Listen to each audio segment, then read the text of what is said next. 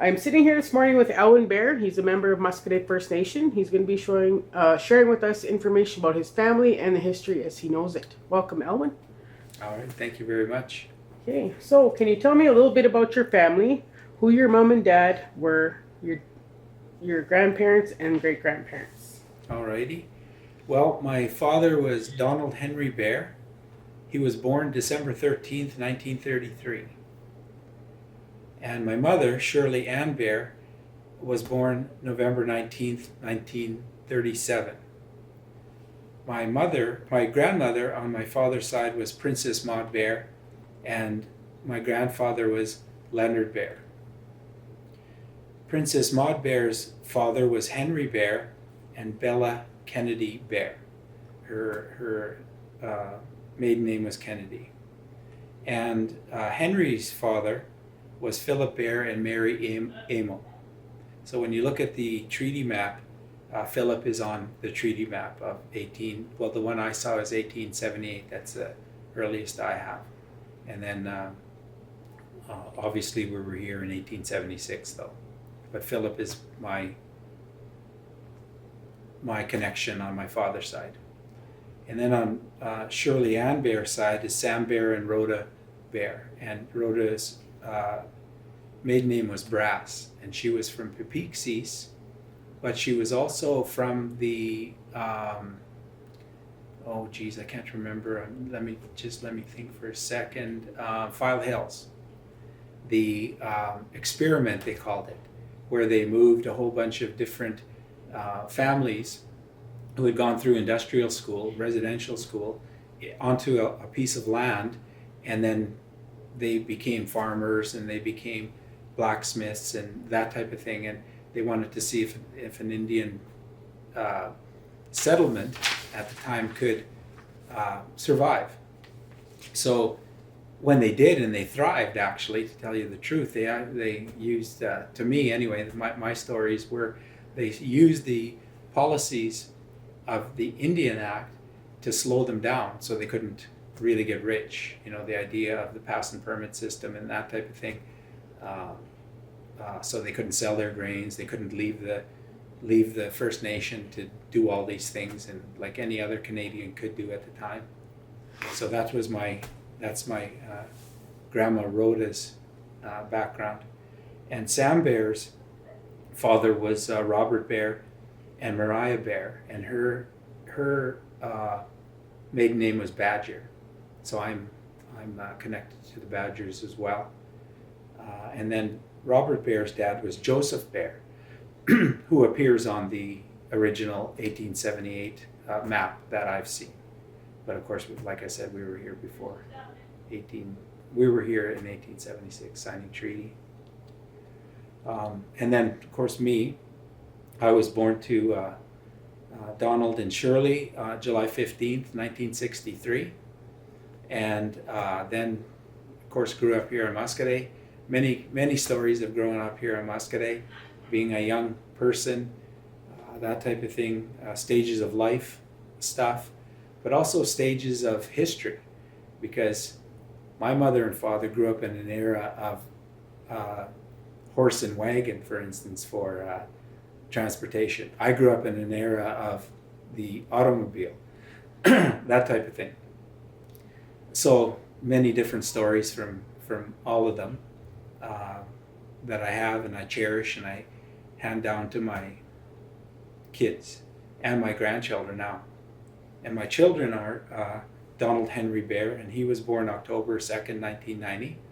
And Alexandria, that's fine, that's wonderful.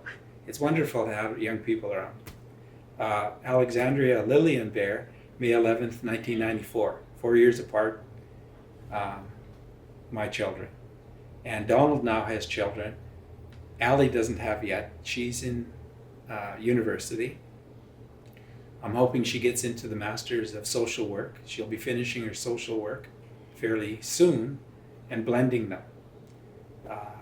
The graduate to masters, we'll say. And then Donald has 6 children. The ones in town living in Prince Albert right now are, or actually one's living with me, Eden Aurora Emily Bear, born March 19th, 2012. She lives with me. She goes to the school here at Muscadet. She loves it. And a quick story on that is she was going to a school in Prince Albert. We wanted certain services for her, very easy ones, but the school in town could give her once a month. Our school could give her once a week. And so we did. She come out to live with Grandpa here and Mushroom here, and after she didn't need those services anymore, she said, Grandpa, I want to stay with you. I'm happy. That's good. Grandpa's happy. And so she continues to stay with me. Yeah.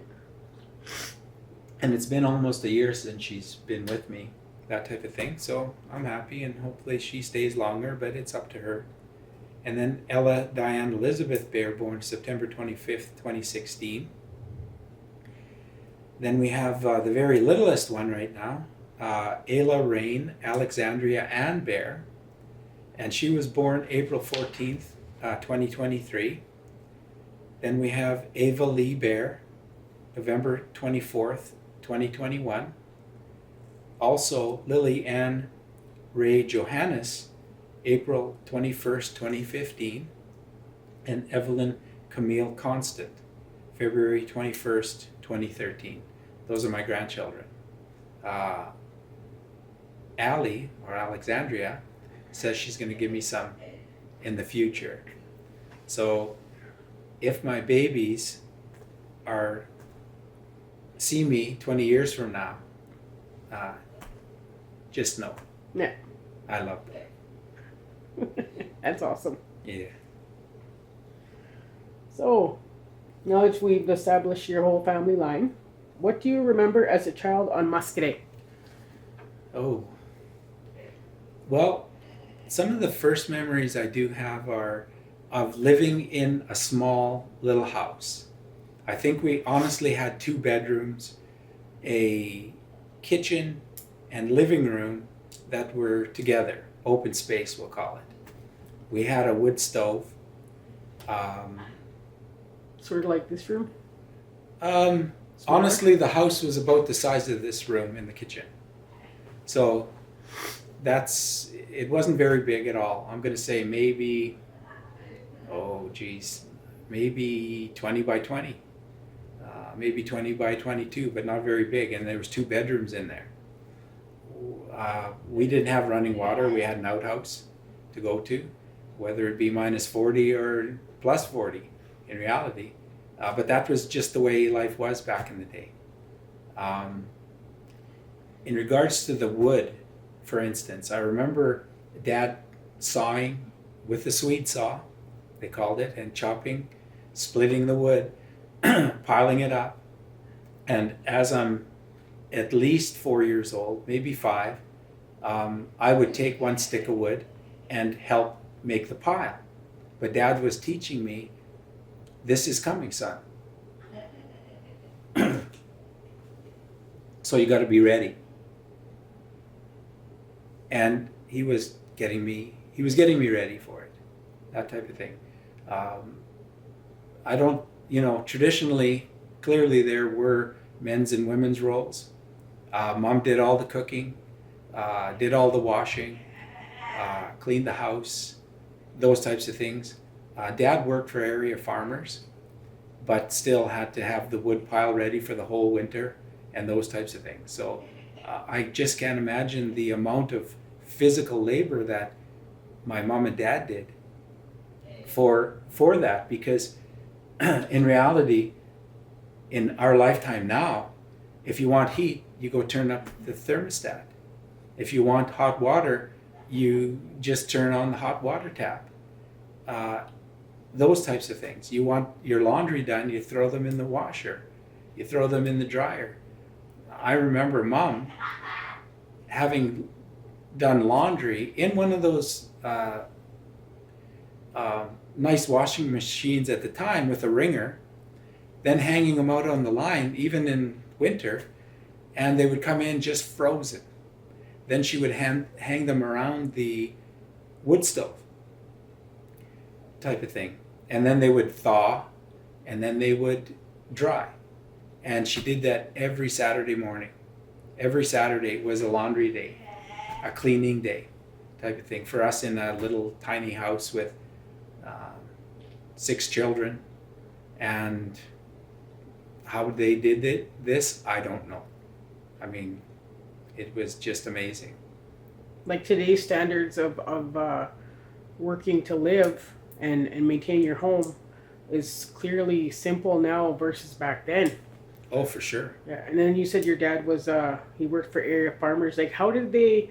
Because I know they sometimes they trade in cattle. Like, how did they help him? Like, how what did they pay him with? Well, they paid him with money for sure, because he got paid. He got paid a wage for sure, and he would then purchase the groceries on that Friday that he got paid, and then we would have groceries for the week. But he also hunted, and he trapped as well. So we didn't eat a lot of some of the meats, but we fed the meats to the dogs we had as well. So for instance, by the time I was probably 10, 8, something like that, we weren't eating the beaver meat, but he was taking the furs and he was selling them for extra income, the muskrats and those types of things. But in the fall, for instance, we would do duck hunting and geese hunting, and if we got X amount of ducks and geese, we froze them and we ate them throughout the winter. And I remember one year, I'm sure Dad probably got 100 duck, and so we had duck all winter long. But that's how you supplemented a bigger family with smaller income, that type of thing. And he would buy the essentials like sugar and salt and those types of things. And in our day too, the idea of milk. In Mom and Dad's day, it was milk from a cow that their mom and dad had. In my day, when I was young, my mom and dad would buy cases of milk called condensed milk, and you would pour it into a jug and you would put 50-50 water and milk together, or a little more water if you needed more milk, that type of thing. But those things, it was just a different time as you go through the generations. And of course in my generation, and I don't have a big family and never did, like my mom and dad did. I just buy what I need for the next 2 or 3 meals in reality, and keep the fruit fresh and the vegetables fresh as I can, and keep them on hand for at this point my grandchildren, and back in the day when my children were young, for my children, type of thing. I mean, it's so much easier for my generation than it ever was for the generations previous. Simple as that. So I guess you could say, like, you've been lucky to be able to see these both ends of life. Like, from your mom and dad's perspective when they raised you, and then to raising your own, you got to see how it is for both ends. Like, yeah, that's awesome. Oh, absolutely. And then the idea of getting stories from even my grannies and grandpas, even though my grandpa Leonard, I believe I was either 3 or 4 when he passed away. I'm sure I was 3, but I'm not 100% sure on that. But I actually have a good memory of him getting home with 2 horses that he used, Tiny and Nellie, they were. And I can't remember which one was the wicked one, the one that you couldn't get on, but one of them you could. And I remember being at his corral and him getting home, and he asked my dad to bring me to him. And he got on the horse and we walked around his little corral and he was holding me. And that was really one of my only memories of him, even though I do still have a few memories of him. But I remember that, and very fondly, for sure. And for my grandpa Sam, the the life lessons that you give, and that you should have through your stages of life. For instance, this wasn't one given directly to me, but my brother told me about this, and I don't know if he's going to be on recording, but I want to give one of Grandpa Sam's teachings to him, and it's in the area of love, of relationship, and the like. So my brother, who was a good runner in high school and had done track that day, had to hitchhike back to Muscadet. So as he gets on the highway, Grandpa picks him up, Grandpa Sam. And Grandpa Sam notices that Delbert is a little sad. And he's like, "What's wrong, my boy?" And he goes, "Oh, I like this girl at school, but she doesn't really like me. We're friends and all, but she doesn't like me the way I like her. So I think it's just going to remain friendship, but I'm a young man. I'd like to pursue more, but it doesn't look like it's going to happen." So he goes, "Oh," Grandpa Sam says, "What's her favorite color?" Albert looks at him and he goes, "I don't know." "Does she like to read?" "I'm not sure." "What's her favorite singing artist?" "Well, we listen to such and such." "Okay, but what's her favorite?" "I don't know." And he says, in order to love somebody, you got to go that deep. And there's 100 other things that you have to connect with this person on. Not just, she's a pretty girl. Because anybody can be a pretty girl or a handsome man, but maybe they don't match you. You have to find that match. And in stages of life, when were we ever told this? Yet here's a man born in, I believe Grandpa Sam was born in 1910. But here's a man born in 1910 giving a 15-year-old boy in probably 72, 73, maybe 74, giving a young boy in 74 a life lesson of it's not just looks, it's substance. That's what we have to do for our kids. And that's what Grandpa Sam did for Delbert. And when I heard that story, I'm like, why didn't he teach that to me? So that's what I'm teaching my children as well. I'm teaching my grandchildren the same thing. So that's life lessons from generations ago. Where did he learn it from? I don't know, because I never got a chance to ask him. If he were here today, I'd ask him, "Grandpa, where'd you get that from? That's beautiful." Mm-hmm. Awesome. Yeah.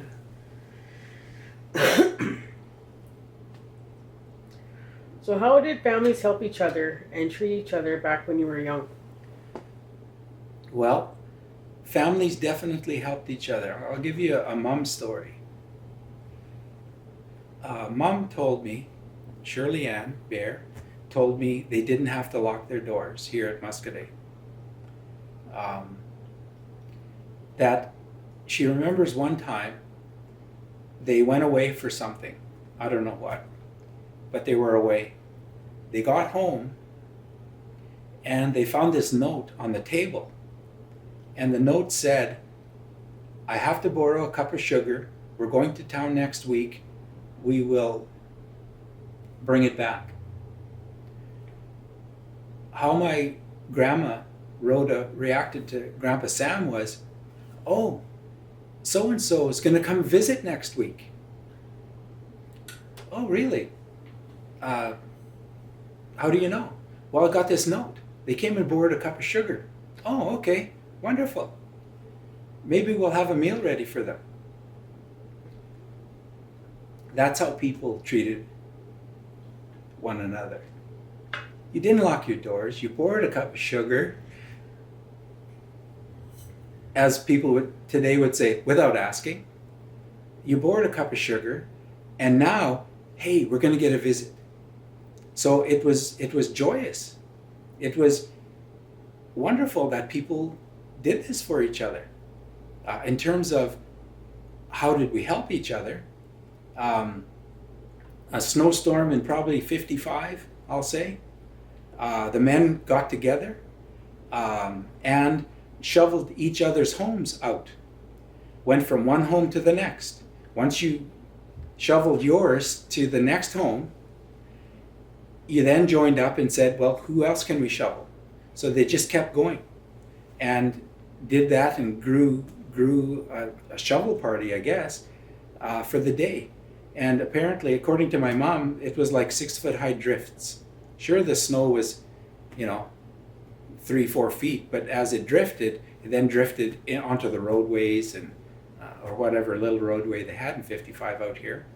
But that was how they come together. Church, I remember church. After churches, there would be picnic baskets brought out, and people would just sit down and eat as a community, all ages. I remember people who were probably 90 when I was 8, sitting there and, everybody laughing and playing, and kids laughing and playing, and adults as well, and telling stories and just having a good old time here at Muscadet. We joined down the river on really hot days.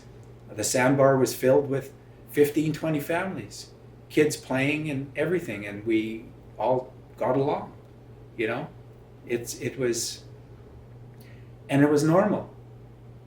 It wasn't like somebody trying to, let's bring 15 families down. Let's go pick up 15 families. Let's bring their kids. Let's bring some meals. Everybody did this for themselves. Everybody rallied as a family, as a community, by doing stuff like that. And we'd stay all day, and of course, getting a little more browner as a child and that type of thing, and just loving it. And it was so normal because we did it all the time when we could. But then it slowly dropped off as we got older and got busier, and I guess whatever the excuse we have now of why we don't do these things anymore.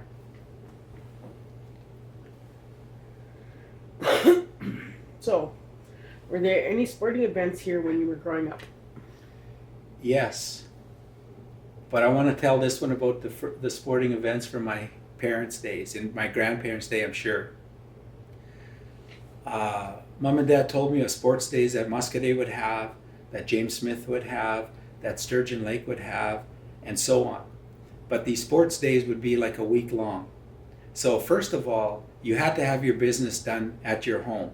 So your horses, your pigs, your cows, your chickens, somebody was taking care of them, because we definitely had all of those. And I'm telling you, I'm sure you can get to every family and they would say, oh yeah, we had cows and pigs and chickens, we had eggs, we had milk, we were self-sustaining within our own. And if we went to a sports day, somebody had to take care of that. But we had sports days, and sometimes a week long. And then I found out, within my mom's generation anyway, but probably my grandpa's too, and grandma's, was that these sports days were so the First Nations people, the Indians from each of these nations, would be able to introduce their children so that they would know one another, so that when they became 15, 16, 17, 18, they might start courting one another and families would grow, that type of thing. That was a way to bring them together. And when I found that out, I was just like, well, that's brilliant, actually, So, but sports days on Muscadet, definitely we had them. And it was usually around, it was on a weekend for sure. I don't ever remember being taken out of school for stuff like this, but we'd have games, me and my age group, and then an older age group and things like that, and we play ball and mostly that type of thing. There would be a concession stand and things like that. So, but I don't think we had them as like in my mom and dad's day, for instance. Yeah, because they would talk about people coming from different places and staying here for a week. The grounds that we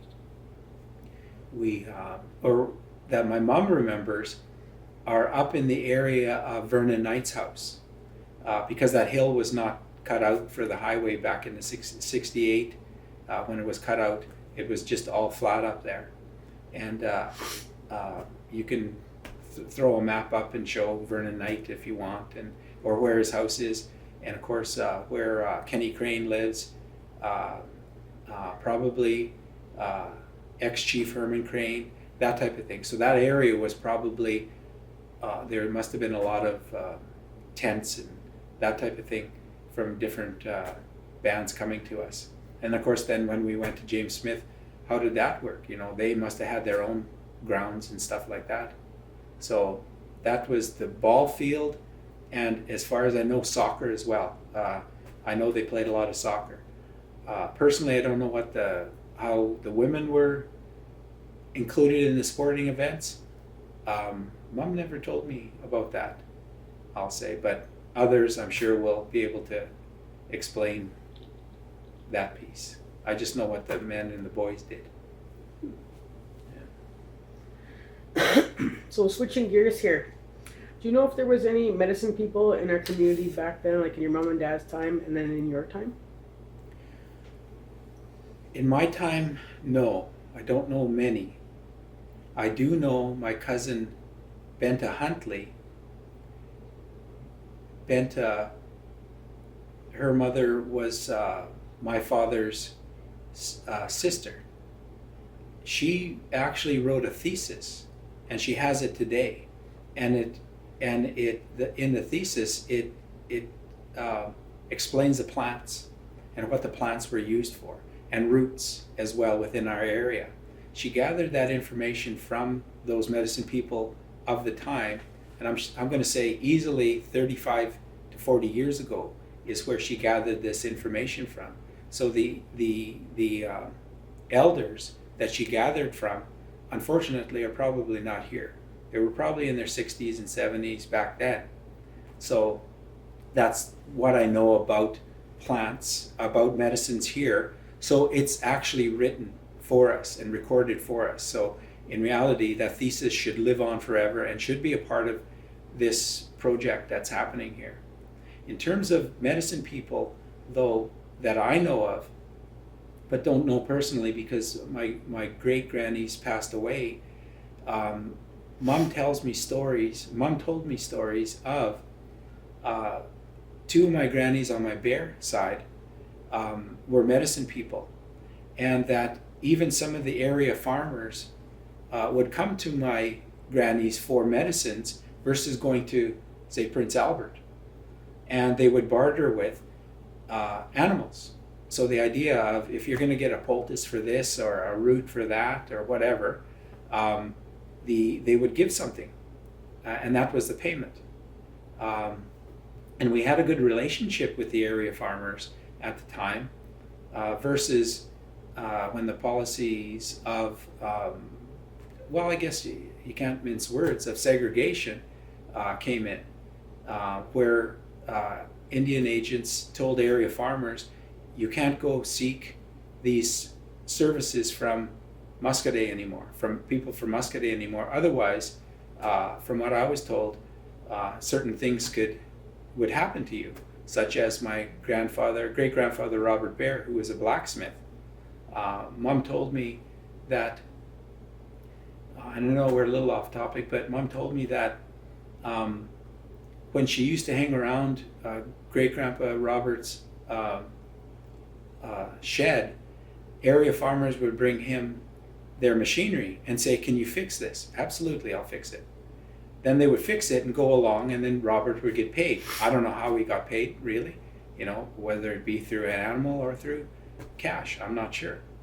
But at one point then,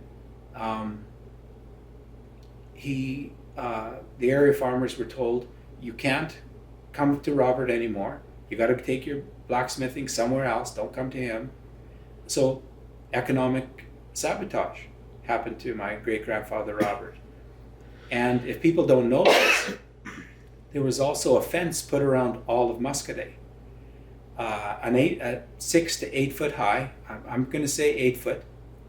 And men from Muscadet were actually employed to put this fence up.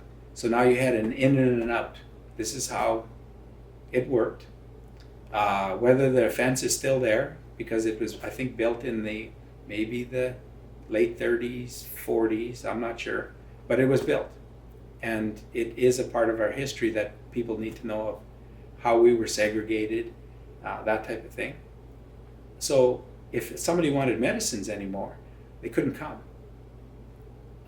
They couldn't see my two grannies. And in reality, if you look at our Bear clan, you look at how we symbolize ourselves, how we are supposed to act within our families. Bear clan are the medicine people, but we're also the protectors, that type of thing. And it's very simple stuff, because a bear eats a lot of plants and knows what to eat and what not to eat. Dig up roots, for instance, so it knows what roots to eat and what not to eat.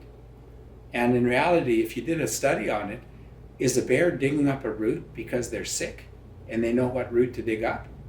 And I believe that's what the medicine people knew, because we studied the bear, type of thing. And in terms of protection, very simple stuff. As the elders tell me, get between a mom and her cub, right? Can't do it. But in reality, you take the women and their children, try and get between them two. That's true to every woman, every First Nations woman. And so we're all bears, in reality, in terms of protection, right? Yeah. But we did have wonderful medicine people here. And from what my mom told me, here's one story in terms of mental health. Unfortunately, there was a person out here who was suffering from mental health issues, and the family saw a gradual decline of this person. Eventually, the family brought this person to one of my grandmothers. And the grandmother says, tell me how this person is acting, tell me how long it's been going on, and all those things. I guess she knew what to ask for. And then she says, okay, we're going to make a tea. So they made a tea, the person drank it with the other people, because it's not going to hurt anybody. It's just going to physiologically alleviate certain things in this person. So they did, and according to my mom, this person started getting better and better and better, but then Grandma said, great-great-grandma said, so you got to put a little more in this tea, put a little more in this tea, until such time as you know he's back to where he was before. And as far as I know, that person then lived a better life. The root or whatever it was, the plants or whatever it was that was used, was not sold, it was given. Because the gift of that medicine is not hers to own. The knowledge of that, how to use that medicine, is not hers to own, it's to give away. Because Creator said, share. And that's how that family would have brought that person back from a mental health issue with our medicines. And I was amazed at that story. Yet, how do we find that out again? How do we bring that back? Let's do the bear study. Let's do the medicine study. Is it medicines you got off the island? Or is it medicines you get from a slough? I don't know. But we have medicines here to help all our people and anybody else, because we're supposed to share. So that's one of my medicine stories. Awesome. That is pretty amazing to learn about. Okay, so what do you remember about going to school in Muscadet, and when did you begin going to school off reserve? I did my kindergarten here at Muscadet in probably 68. I was 5 years old. A wonderful teacher, for me anyway, Miss Tyso. I gotta throw a shout out to Miss Tyso because she really encouraged me. But I'm gonna give a shout out to my sister Janet. A little emotional because she's not here anymore. But Janet was 2 years older than me, and when she'd come home from school, I was 4 or 5, she'd play school. So she would like, I'm the teacher, and Elwin, you got to learn this. And so when I got to kindergarten, I knew all my colors, all my numbers. I think I could easily count to 50 when I was 5, those types of things. So I had it, because of Janet, because of playing. And then I get to school, and Miss Tyso is like, okay, we're going to learn the colors, we're going to learn the numbers, and I'm just flying through it because Janet had already given me this. So really good relationship with Miss Tyso in 68, and then I go off to East Central in 69. And same thing. I actually could write cursive by the time I hit grade 1 because of Janet, who was at the time grade 2 going into grade 3, but they were just learning it at the time as well, but she was teaching me. I had a good time at East Central. Unfortunately, my older brother and sister, who was 7, 8 years older than me, ran into racism when they moved over to East Central. I didn't have that. The kids in my classroom were very nice, actually, welcoming and things like that. The teacher, I can't remember the teacher's name, but I'll try. I think Miss Novotny. That's who it was. She welcomed me. I didn't feel anything racist at all, actually, from my classmates or my teachers until I went to grade 6, but I'll leave that off the tape here. That's kind of a personal thing that I'm still working through, to tell you the truth. But there were a few teachers in East Central that were racist, but I stayed away from them or tried to the best I could, that type of thing. But clearly we didn't have any teachings of First Nations, that type of thing. It was, but we didn't know to ask either.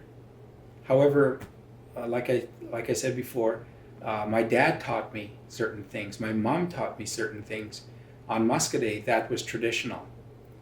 So I grew up semi-traditional, we'll call it. Like I said, I can teach you how to capture a muskrat without a gun. I can teach you how to get a partridge without a gun.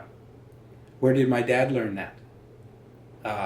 From his dad, from his dad, from his dad. He can go back and say that 50 times. That's traditional. When we ate, we prayed. That's traditional as well. To Creator, to the gifts of Creator and creation. Simple as that, And that's really what we have to do as well today, and be grateful for everything we have. Those types of things. So, but education-wise, I had a good time until a certain time, and then of course then I couldn't avoid the racists, I'll say. Yeah. So after East Central, where'd you go? Or did you finish out there, grade 12? Or? No, unfortunately,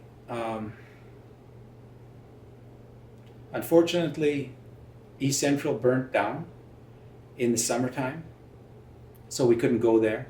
And then we were bused to Prince Albert. We had a choice. Mom and Dad said, do you want to go to Prince Albert or do you want to go to Birch Hills?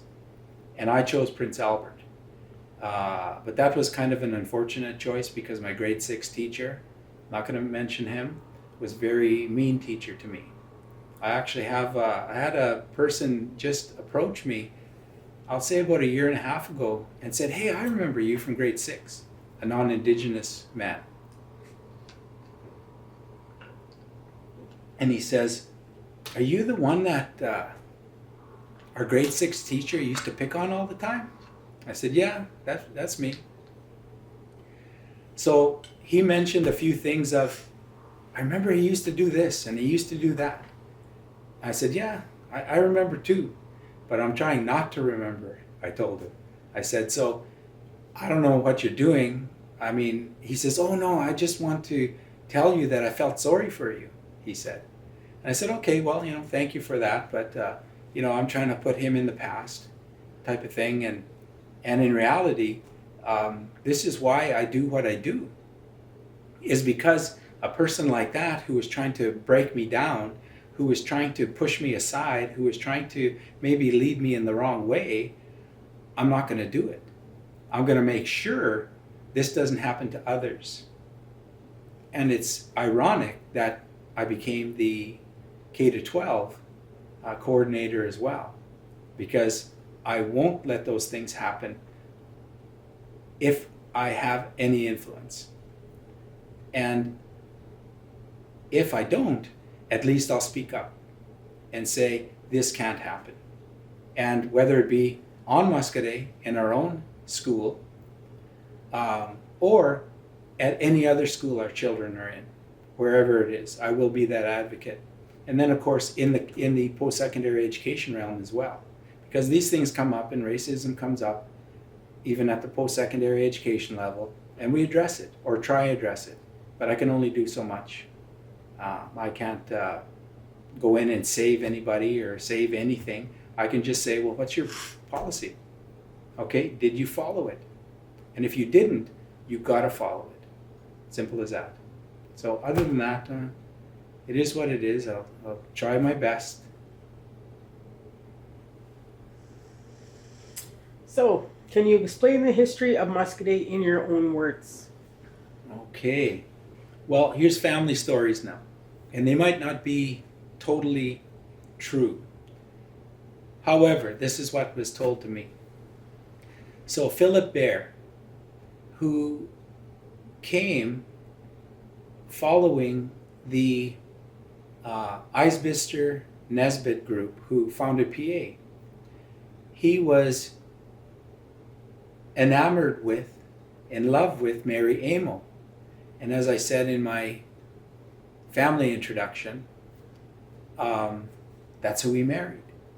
And Mary Amo, from what I was told, was kind of like a helper to either the Eisbister family or the Nesbitt family, but one of them. That's what I was told. So she comes along with that family. Philip follows her with that group, then ends up marrying her. And of course, he knows the group that's coming as well, which is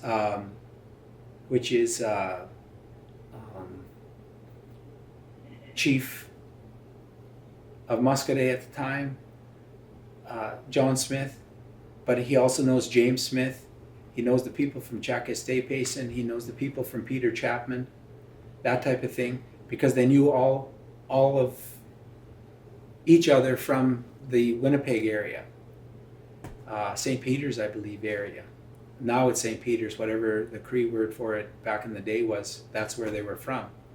So they followed the Red River Trail to here, that type of thing. We established ourselves here, and then of course signed treaty. From my documents that I read, August 23rd of 1876 in Fort Carlton is when we signed treaty. And of course then we established our families. I hope you get that treaty map, the reserve map of 1878, and that's the only map that I know of, the first map, I'll say, that type of thing. And of course then we had our Badger families and our Bear families and Crane families and the like within that piece. And most of the homes were on the west side of the river.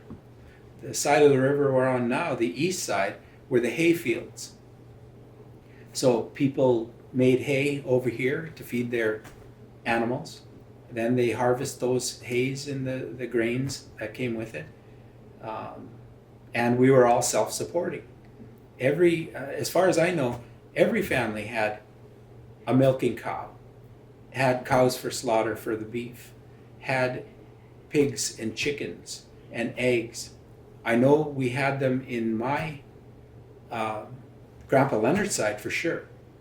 I know we had them in Robert Bear, Grandpa Sam's family for sure, because Mom gave me a layout of Grandpa Robert's farm. He did a bit of farming, but as far as I know, he was the blacksmith. I'm sure there was a few others, but I know he was one of them. And but I know he had a pig barn for sure. I know where the troughs are. I'm looking for that diagram now that Mom gave me or told me how to draw it. And I asked her, is this how his layout was? She says, yeah, that's what it was. Okay, so we were self-supporting out here at Muscadet.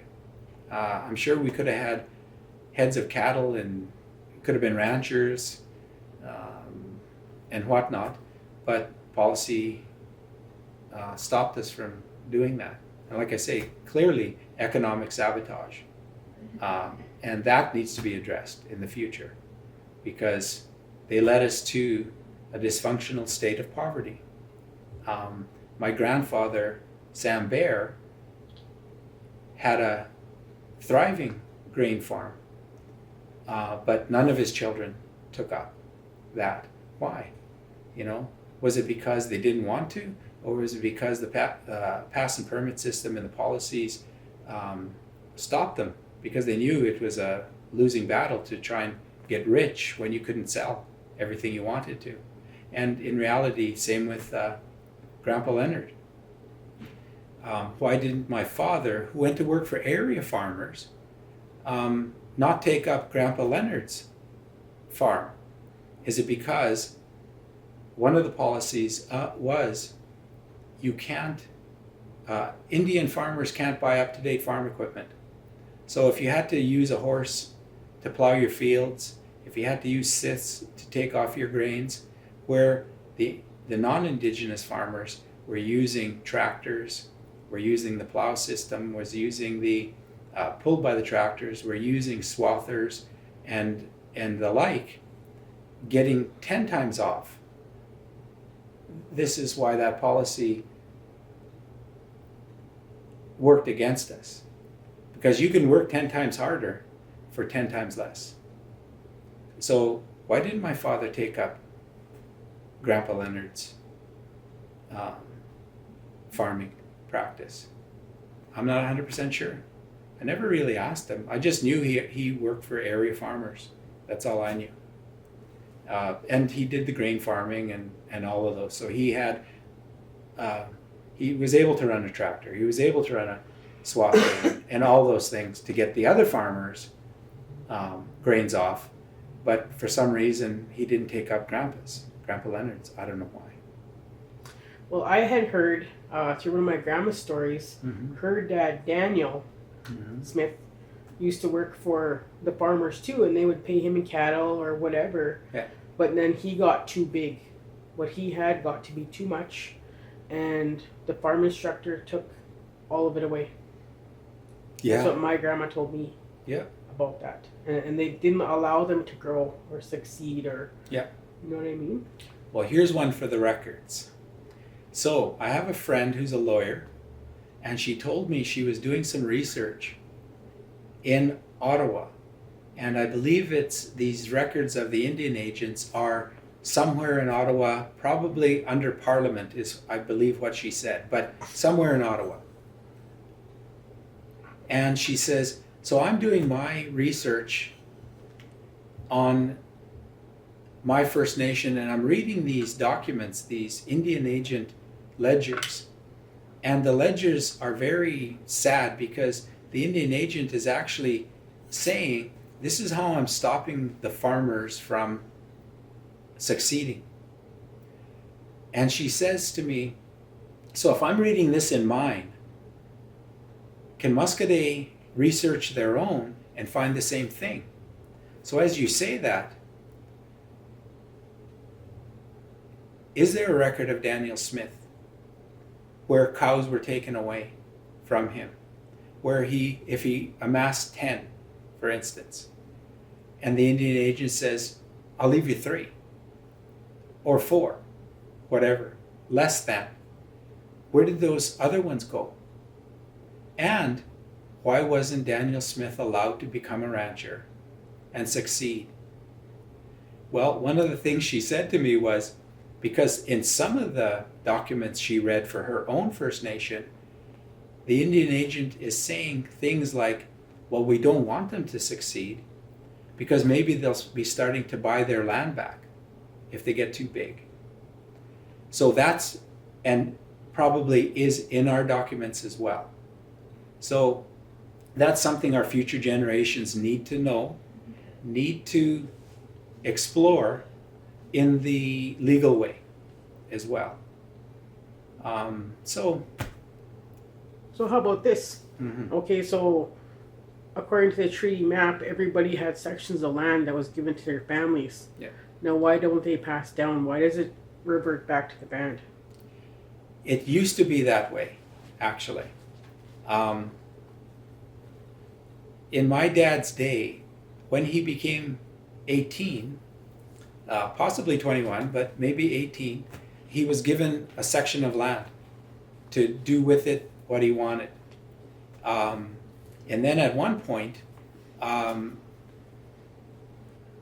band purchased that land back because Dad wasn't farming. However, he was renting that land and getting the proceeds of that rent each and every year. And usually we got it around Christmas time because then we would have a better Christmas, I'll say. And then I don't even know what year. I'm going to say probably closer to the 2000s. Then the band bought the land back and said, here's X amount of money. I don't think it was like for the actual land purchase, like how much it cost, but said, here, we're going to take this back. And now you don't get it. You don't get the proceeds from it, blah, blah, blah. So you're hitting on a good point, because as we grow as well, back in the day, how many people did we have, right? What was the articles of the treaty on numbers of people within your land mass? So if now, back then, let's say we had 75, 80, 100, 120 families, including children. Now we have 2,000 plus. So why hasn't that grown? That's a good question. Who's looking into that? Who should be looking into that? That's a good question. And we need to be looking into that. Absolutely. Awesome. So our last question here. What important message do you want to share with our future generations about education? Oh, wow.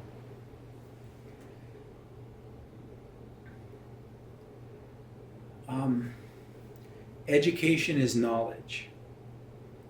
Knowledge is given to us by Creator, whether it be traditional knowledge or contemporary knowledge. How do we blend that knowledge into one? Yes, we can take knowledge of how do we heat our homes and turn up a thermostat. But we shouldn't take that for granted. We shouldn't ruin Mother Earth over these things.